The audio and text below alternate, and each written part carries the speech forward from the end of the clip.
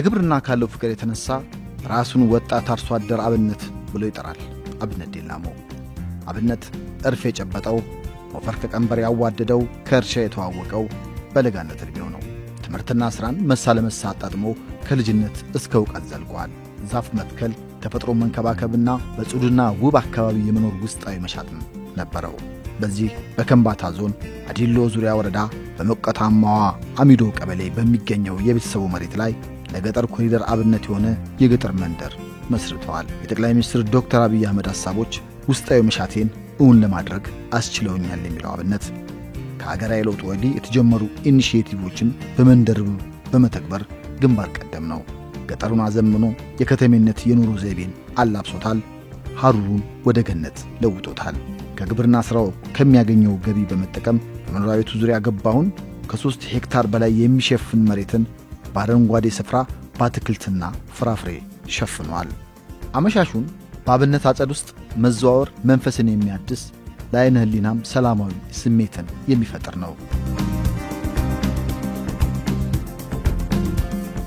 የአብነት መንደር በባህላዊና ዘመናዊ ቤቶችን ያካተተ በግዙፍ ሀገር በቀልና የውጭ ዛፎች የተሸፈነ በፋውንቴን ያሸበረቀ በጌጠኛ መተላለፊያ መንገዶችና አበቦች የተዋበና በአዋፋት ዜማ የታጀበ በመሆኑ ለእንግዶች ሎጅ ወይም የቱሪስት መዳረሻ መስሎ ግር ሊያሰኝ ይችላል። አንድ ገበሬ ጤናማና ጽዱ የኑሮ ዘይቤ መከተል ይችላል የሚለው አብነት ቀን በሥራ ስለፋውላለው ማታ ከቤተሰቤ ጋር በመኖሪያ ቤቴ እዝናናለሁ ይላል።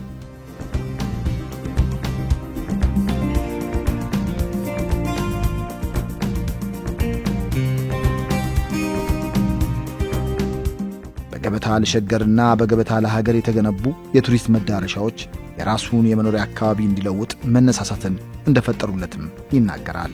ከተሰራ ሐሩሩን ወደ ገነት መለወጥ ይቻላል የሚለው አብነት እርሱም አካባቢውን ወደ አረንጓዴ ገጽታ በመለወጥ ጽዱ የገጠር ኮሪደር እውን ማድረጉን ይናገራል። በዚህ ስራውም ለሌሎች ተምሳሌት መሆን እንደሚፈልግ ነው የሚናገረው። የኮሪደር ልማትን ሐሳብ ላመነጩት ጠቅላይ ሚኒስትር ዶክተር አብይ አህመድ ኢትዮጵያን ለመለወጥ እየሰሩት ባለው ታላቅ ስራም በግቢ ውስጥ በስማቸው ፓርክ መሰየሙንም ይገልጻል።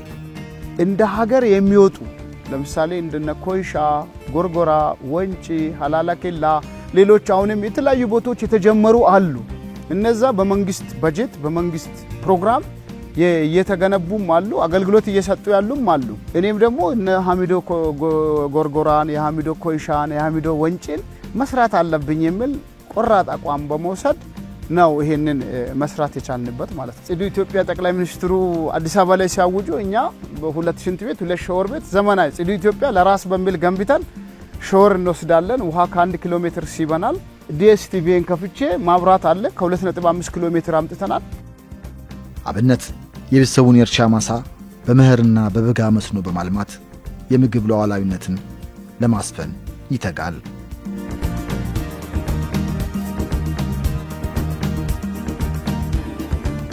ዘመናዊ የዶሮ እርባታ፣ የዘመናዊና ባህላዊ የንብ ማነብ፣ የወተት ላሞች እንዲሁም አትክልትና ፍራፍሬ ልማት የአብነት መንደር ተጨማሪ ምልክቶች ናቸው። በዚህም በደጅ አረንጓዴ ውበት የተጎናጸፈ ሌማቱም እየተትረፈረፈ ነው። ከቤተሰቡም አልፎ ለአካባቢ ማህበረሰብን በማሳየትም መንግስት ከተረጂነት ወደ ምርታማነት የሚለውን ንቅናቄ በቀዳሚነት በመተግበር እየሰራ መሆኑን ይናገራል። በጥቂት ዓመታት ውስጥ በረሃውን ወደ ገነት መለወጥ ይያለው የሚለው አብነት በቁርጠኝነት ከተሰራ ድህነትን ማሸነፍ የኑሮ ዘይቤንና ሀገርን መለወጥ ይቻላል ይላል።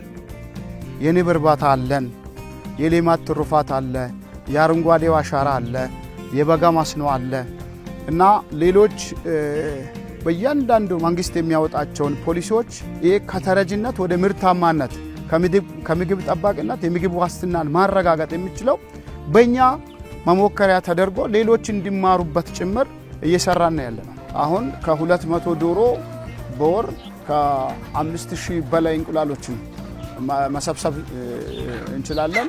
መስራት ከቻለን መለወጥ ይቻላል ማለት ነው። ይሄ ባለፉት በጥቂት ዓመታት በረሃ የነበረ አካባቢ እንዲሁ የበረሃ ገነት መፍጠር ከተቻለ በደንብ ደግሞ ተፈጥሮ ይሰጣቸው አሉ ትንሽ ነገር ተጨምሮ የተሻለ ውበትም ምርትም አገልግሎት መስጠት የሚያስችሉ አካባቢዎች አሉና ሁሉም ተረባርቦ ተቀናጅቶ መስራት ከቻለ ለውጥ ማምጣት ይቻላል ማለት ነው። በሌላ በኩል 3 የኤሌክትሪክ ወፍጮዎችን በመትከልና ኤሌክትሪክ መብራት በማስገባት ለመንደሩ ጎረቤቶች በቀላሉ አገልግሎት እየሰጠም ይገኛል።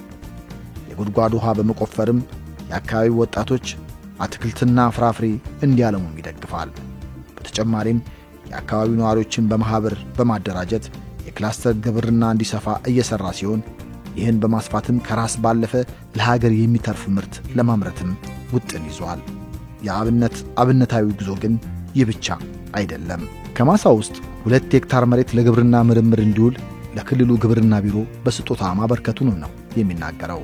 በስፍራው ምርምር ማድረግ ለሚፈልጉ የሀገር ውስጥና የውጭ ተመራማሪዎች ማረፊያ ቤትም ገንብተዋል። እኛ አሁን ከታች አካባቢ የእህል ወፍጮ አለን 3 ተክለናል። ለህዝብ አገልግሎት የሚሰጥ ጥቂት ማብራት ያገኙም አሉ። አካባቢው ላይ 1 ሄክታር መሬት ግብርና የምርምር ማዕከል እንዲሆን በክልሉ እንዲተዳደር ከየትኛውም ከይገባኛል ጥያቄ ነፃ ቤተሰብ ተስማምተን ግብርና የዘመና ግብርና እንደ ሀገር አንድ የምርምር ማዕከል መሆን አለበት የሚል ቦታ ሰጥተናል። ሁለተኛ ምርምር ካለ ተመራማሪዎች አሉ። ተመራማሪዎች የሀገር ውስጥም የውጭም ሲመጡ የት ሆኖ መስራት አለባቸው። ምርምር ማዕከል ውስጥ የእርሻ ላይብረሪ አለ፣ የልማት ጣቢያ ሰራተኞች ማደሪያ አለ፣ የምርምሩ ማዕከል አለ ማለት ነው። ከዚህ ማሳ ከፍ ብሎ ያለበት ቦታ ላይ በሽቦ ታጥሮ አትክልትና ፍራፍሬ ተክለን ሙዝ ሁላ ተክለን ውስጡ በአማራ መልኩ ተዘጋጅቷል ማለት ነው። የሐሚዱ አካባቢ ለመሬትና አምራች አካባቢ ቢሆንም ግብርናው ባለመዘመኑ የማህበረሰቡ ግንዛቤን ባለማደጉ ወጣቶች ለስደት ሲዳረጉ መቆየታቸውን ያነሳል። የእርሱና መሰሎቹ ተሞክሮ ግን ወጣቶቹ ከስደት ይልቅ ወደ ቀያቸው ተመልሰው ከራሳቸው አልፈው ለሀገር የተረፈ ምርት እንዲያቀርቡ ጥሩ አጋጣሚ እንደሆነም ያምናል። በቀጣይ ከየትኛውም የዓለም ክፍል የሚመጡ ጎብኚዎች የኢትዮጵያ አርሶ አደር ቤት መልክ ምን እንደሚመስል የሚያስቃኝ የቱሪስት መዳረሻ በመንደር ውስጥ የመገንባት እቅድም ይዘዋል። እዚህ አማራጭ መጠቀም ሲቻል ወደዛ እየተካሄደ ነው። ስለዚህ ውጭም የተወሰነ ነገር ሰርቶ በእጃቸው የያዙት ወደ ሀገራቸው መጥተው ወደ አካባቢያቸው ተመልሰው ለራሳቸውና ለቤተሰባቸው ለወጣቶችም የሥራ ዕድል ፈጥረው እንዲንቀሳቀሱበት እኔ መልካም አጋጣሚ ነው። ቱሪስቶች መጥተው ገጠሪቱ ኢትዮጵያ ምን ትመስላለች፣ በተለይም የገጠሪቱ ኢትዮጵያ አርሶ አደር ህይወቱ ምን ይመስላል፣ እንዲህ የጸዳ ህይወት መኖር ይችላል ወይ የሚለውን እንደ ሞዴል የሚታይበት ማዕከል የቱሪዝም ማዕከል ለማድረግ ጥረት እያደረኩ ያለውበት ሁኔታ ነው ያለው። ከአብነት ጎረቤቶች መካከል ወጣት አምሳሉ አህመድና አቶ አህመድ ዋይጀጎ አብነት ለቀየው ማህበረሰብ መለወጥና ተጠቃሚ እንዲሆን ሰርቶ ከማሳያቱን ባሻገር ለሥራዎቻቸው መቃናትን ሁሉን አቀፍ ድጋፍ እንደሚያደርግላቸው ይናገራሉ። ከቅርብ ጊዜ ነው ጀመርኩት። አሁን ከእሱ ጋር ዘንድሮ ክራንት ያለፈው ክራንት ላይ 1000 ከዛም በላይ ፍሬ ቡና አጥቶ ተክሏል እሱ። እኔ ደግሞ ወደ 100 ፍሬ ቡና ተክያለሁ። ጠንክረን ከሰራን ገጠሩን ውብ እናደርጋለን የሚል ሐሳብ አለ። ያው ሰው እዛም ስራ ነው እዚህም ስራ ነው፣ ከሰራ ይለወጣል። ስራ ነው ዋናው። እዚህም ማይሰራ ሰው ሌላ ሀገር ተሰዶ ሄዱን ማይሰራም ብለው ብዙም አይኖር።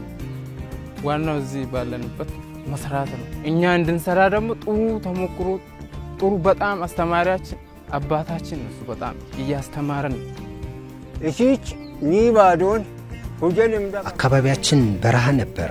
ከርሱ ተምረን ፈረንጅ ሲጠቀምበት የነበረውን ግራቪሊያ ዛፍ ተክለናል።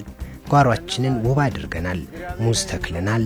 ጓሯችን መትከል አለብን ብሎኝ እኔም ብዙ ተክያለሁ፣ ተምሬያለሁ። ወፍጮ በመተከሉም ከዚህ በፊት ረጅም መንገድ ወደ ከተማ በመሄድ የነበረውን እንግልትና ድካም አስቀርቶልናል። ትልቅ ውለታ ውሎልናል። ይህን አንስ መመራሴና ለሽባ የአብነት መንደር ተሞክሮ ኢትዮጵያ በብርቱ ልጆቿ ጥረት ወደ ተሻለ ምዕራፍ መቀየሯ አይቀሬ መሆኑን በግልጽ የሚያመላክት ነው።